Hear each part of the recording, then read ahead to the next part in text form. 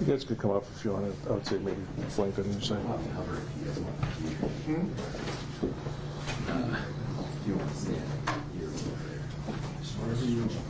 So I'll scoot over Mike Gilbert.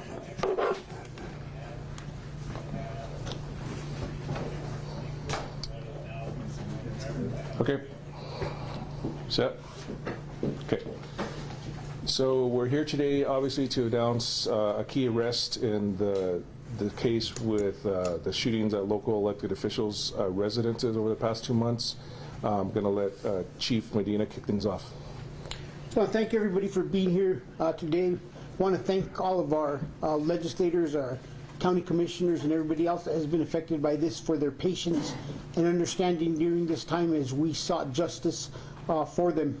Earlier today, the Albuquerque Police Department SWAT team took Solomon Pena into custody in reference to these shootings, and it is believed that he is the mastermind that was behind this and that was organizing this.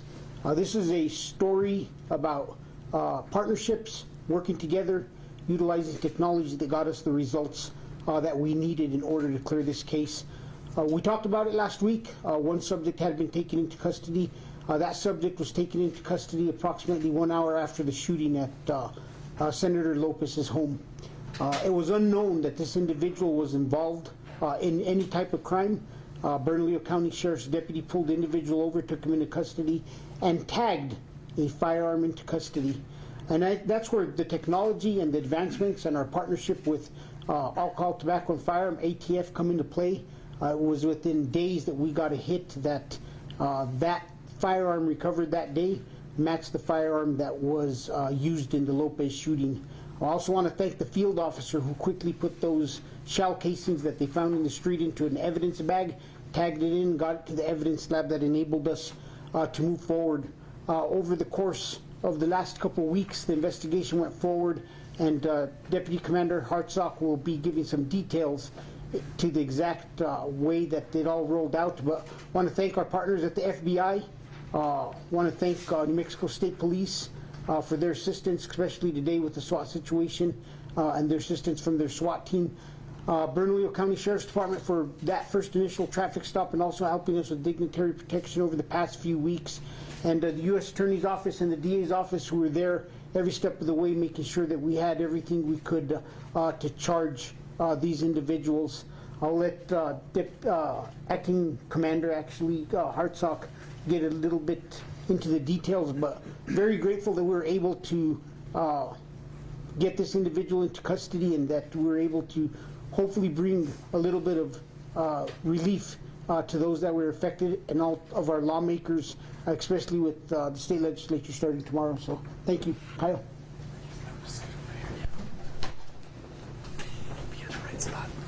Go ahead. Thank you, Chief Medina. My name is Commander Kyle Hartsock, over our Investigative Enhancement Division. And as Chief pointed out, it was a multitude of different technologies that helped us investigate essentially 4 drive-by shootings in a very quick amount of time and develop at this point that 5 persons were involved inside this conspiracy. The evidence that we have is not only firearm, but it's also from cell phones and electronic records, surveillance video, and multiple witnesses inside and outside of this conspiracy that have helped us weave together what occurred. What our investigation shows, and will be outlined in a criminal complaint that you guys should get a copy of tonight, is that after the election in November, Solomon Pena reached out and contracted someone for an amount of cash money to commit at least 2 of these shootings. The addresses of these shootings were communicated over phone. Within hours in one case, the shooting took place at the lawmaker's home. The persons doing the shootings we're still investigating if they were even aware of who these targets were or if they were just conducting shootings, but the shootings took place. On the last shooting, we now have evidence too that Pena himself went on this shooting and actually pulled the trigger on at least one of the firearms that was used. Again, the Bernalillo County Sheriff's Department ended up pulling that car over approximately 40 minutes after the shooting occurred in APD's jurisdiction. During that search, 2 firearms were recovered, and at least one of them has been a direct match to the shooting that had just taken place. The driver of that car was Jose Trujillo. The investigation is still ongoing. We're still doing more warrants and interviewing more persons. We know we're not at the end yet, but we did place Mr. Pena under arrest today as helping orchestrate and participate in these 4 shootings, either at his request or he conducted them personally himself. That's the only update I have investigatively right now, Chief. I'd say before we do questions, the Mayor can say a few words of the U.S. Attorney and District Attorney. Thank you so much, Commander. And, you know, first and foremost, of course, I want to also thank all the entities that were involved in making sure that this individual and the associates that we know of so far are going to be held accountable in our judicial system. And first and foremost, that they are now arrested and in custody. I know for us, you know, APD essentially discovered what we had all feared and what we had suspected, that these shootings were indeed politically motivated. And that has basically been confirmed by this investigation. This individual was actually a candidate for office against a Democrat House member just in November. And so you'll have all the information available on him. But this situation today, I think, obviously points out that these shootings were orchestrated. They were dangerous attacks, not only to these individuals, which is personally the most terrifying for them, but fundamentally also to democracy. That is why this is so terrible. This type of radicalism is a threat to our nation, and it has made its way to our doorstep right here in Albuquerque, New Mexico. But I know here we are going to push back, and we will not allow this to cross the threshold. Today, APD and our partners in law enforcement have helped restore safety by apprehending these dangerous criminals. And we're grateful for their work and the partnering agencies who are able to do this, and also for the technology investments that help us put this case together in very short order. I want to thank them all for working around the clock and also for being able to give a sense of security to our legislators and to our community as the session starts tomorrow. I hope personally, too, our legislators can breathe a sigh of relief. They can go back to focusing on the legislative session. I also know that fundamentally, at the end of the day, this was about a right-wing radical, an election denier who was arrested today, and someone who did the worst imaginable thing you can do when you have a political disagreement, which is turn that to violence. That should never be the case. Differences of fundamentals in democracy are going to happen. Disagreements take place. We know we don't always agree with our elected officials, but that should never, ever lead to violence. And here in Albuquerque today, at least we are holding these individuals accountable for doing just that. With that, Gilbert, I'll hand it back to you. Thank you. Or over to you as our U.S. Attorney. Afternoon, my name is Alex Ubaez. I'm the United States Attorney here in the District of New Mexico. I'm going to join in the thank yous to the full team here, both in local police departments, our Bernalillo County Sheriff's Department, as well as our the federal partners who are involved in this. As you've heard, NIBIN and ATF play a central role in a lot of the violence and investigations and shooting investigations here in the city. With a credit to Albuquerque Police Departments and local law enforcement and their diligence in picking up and collecting the shell casings from every scene across this city, and in matching and quickly turning in guns and firearms as they're seized. We have now in several cases been able to quickly and swiftly identify folks who are tied to shootings through this technology that's brought to the table by ATF. Another thank you to FBI and their investigative work, always being on call and always being here to support the work of this city and of this district. The United States Attorney's Office stands with Albuquerque Police Department and BCSO in investigating these cases. We review every single day every single case of violence in this city. We look at it and evaluate it for federal jurisdiction, and those that meets those markers are brought over to federal court for prosecution. So we thank you all. Thank you for your hard work, Commander Hartsock, and thank you all for being here.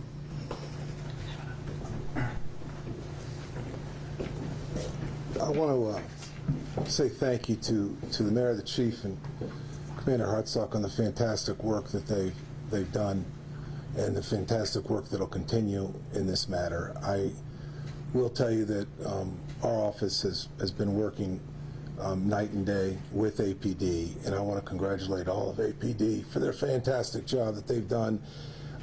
This is important because, as has been said but needs to be said again, an attack on an elected official is an attack on democracy, whoever that elected official is, Democrat or Republican. And we will hold people responsible for criminal conduct and make sure we do justice. So thank you, Mayor. You know, I want to close with one thing before we go to questions, and I just would like to thank all of our detectives from the Albuquerque Police Department. It's been almost 14 days, I believe, Kyle, somewhere around there, that our detectives have been working nonstop to get resolution and to take somebody into custody. And I think it's a testament to a lot of the changes, and thank the mayor and the administration for everything they've done for us. You know, whether it's detective academies, bringing in technology, it's about building a strong investigative platform at APD, and I'm glad that once again they were able to step up and get some results and close this case out. With that, Gilbert will ask if you need any questions. Do we have any questions?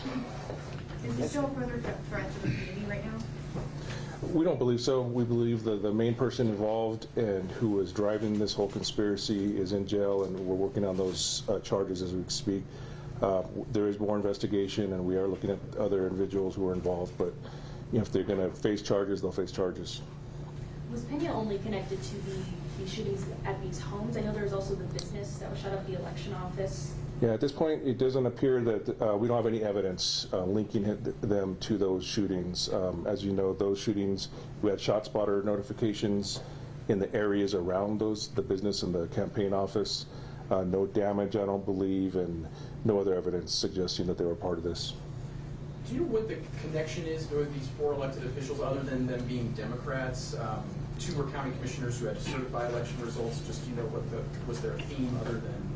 I mean, one of the things I think we could say is that one of his complaints, and Mr. Pena had visited at least 3 commissioners, I think, and Senator Lopez back in November after the election. He had complaints about his election. He felt it was rigged. You know, as the mayor said, he's an election denier. He doesn't want to accept the results of the election. So he approached all of these commissioners and the senators at their home with paperwork claiming that there was fraud involved in those elections. I think they all expressed that they were puzzled and surprised. One actually led to quite an argument, I believe. So I think that plays into some of this, but it was shortly after that is when the shootings occurred. So and that kind of suggests why they were targeted, perhaps. Was this in relation to the SWAT situation that happened earlier today? It was, yeah. Mr. Pena, our SWAT team executed a search warrant at his residence over off Cole. And I believe the commander said, so 40 minutes after the shooting at Senator Lopez's home, a PCSO stops a car being driven by Jose Trujillo, who was involved in Correct. the shooting. Was Mr. Pena in the car at that time? Was he also? I believe he was the lone person in the car. He was by himself in the car. Yeah. He was by himself, okay. And it was a traffic stop that he stopped him on, but he had, I think we have it in the release, 2 guns, 800 fentanyl pills, and a lot of cash. Okay. And that was the shooting that you believe Mr. Pena was at personally? Yes. We have other information to tell us that he was at that shooting as well. How did you guys determine he was at that shooting, and you said he pulled the trigger as well? We have somebody that's involved inside this conspiracy who's talking to police. And how many people are facing charges tonight? In regards to this shooting conspiracy, just Solomon Pena. Other people are going to face charges, or they already are, but they're in different stages of the investigation, and we're not ready to really get into those details yet. Are they in custody, or is there only the one other suspect from last week? Some are and some aren't. So besides Pena, that would be 4 others connected, correct? 5 total. Yeah. 5 total. Do you know, can you tell us how he was reaching out to these shooters to bring them into his plan? I mean, it'll be detailed in the complaint, but we definitely have some text messages that were going back and forth. Again, some of them were giving the specific addresses of the officials, and the shootings would occur right after. And we've recovered those messages at this point. You guys also mentioned the bullet casings and how you guys are able to recover firearms. How is that able to be done so quickly with the firearms? Because I know that can be hard sometimes after things like this. You know, I think one of the things is, and we talked about this, you know, earlier this year with the case involving the Muslim community, is APD has a great partnership with ATF. They actually put a priority on our shell casings, and we will make the phone call and ask them for a priority on a case like this, and they will assist us. So we're able to get these cases in and out and get results back usually within hours once we send them in. And we're actually fortunate enough that ATF is actually bringing down a second mobile machine for us to start utilizing on a temporary basis until we get a second permanent machine up and running within the city. So we're only going to be looking to expand the system and making sure that we continue to tie those cases or save those cases, because one of the cases that we're talking about that's unrelated, the shooting at the DA's office, we have knife hits on those cases that are referenced and related to another shooting from years ago. So we're looking into those cases. So it's not just these cases that we get hits on. We're getting knifing cases on and hits on all kinds of other cases. If I could also plug the ShotSpotter system too. I mean, that very, you know, at Senator Lopez's house, we got the ShotSpotter notification. As the chief said, an officer showed up there at some point after that, was able to collect the shell casings. Sometimes they can't do it right after, if it's in the middle of the night or they can't find them, and they go back in the morning. But that quick work on his behalf, and then the, you know, fortunate circumstances of BCSO arresting this gentleman really helped a lot. You know, tying in ShotSpotter, it's important to note, like Gilbert just talked about, we didn't even know Senator Lopez's home was hit. She didn't realize that her home was hit when those shots were fired. So those cases would have been just laying in the roadway, been run over in the morning with morning traffic.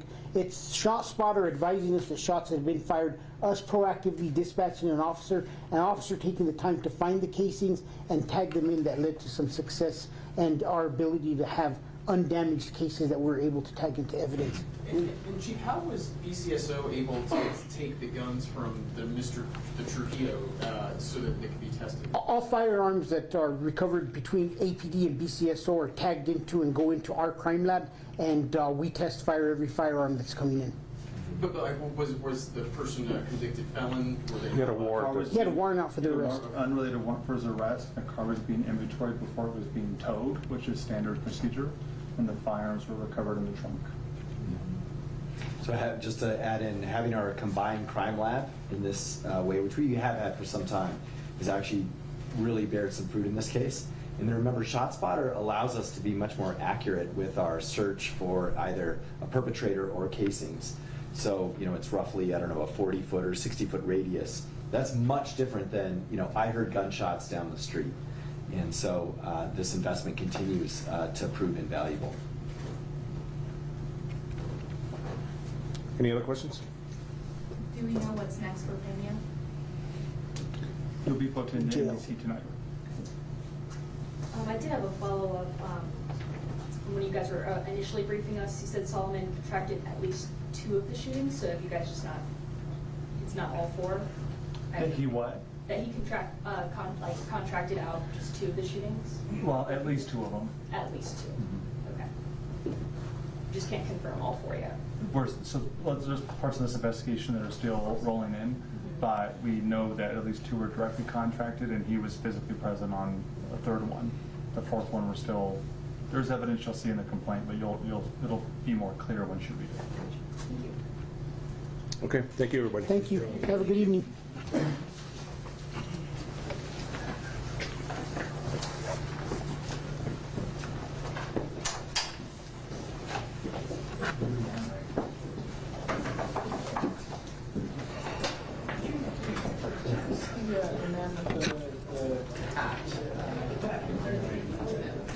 Sam Brickman, the district attorney.